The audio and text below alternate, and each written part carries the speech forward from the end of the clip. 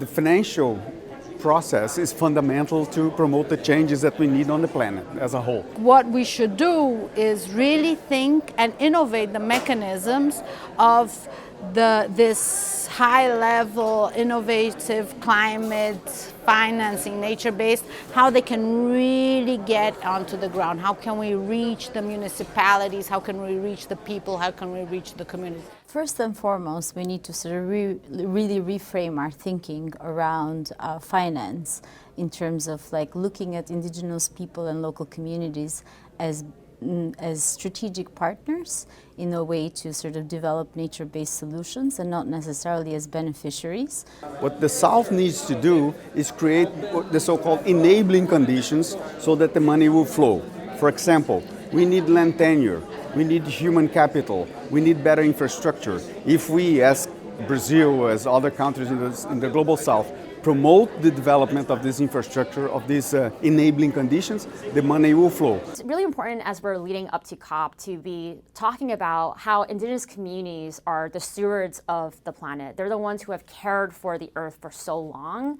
However, the reality in the present and the future is that we can't just hold a lot of these communities in nostalgia. Communities are a living, evolving fabric, and they have so much to offer us in terms of nature-based solutions.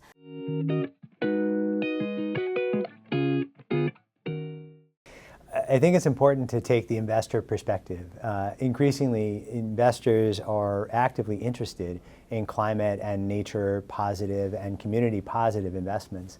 But often for investors, these are new asset classes. We're talking normally about investments in agriculture or forests or forestry or oceans. These may be asset classes that investors are unfamiliar with.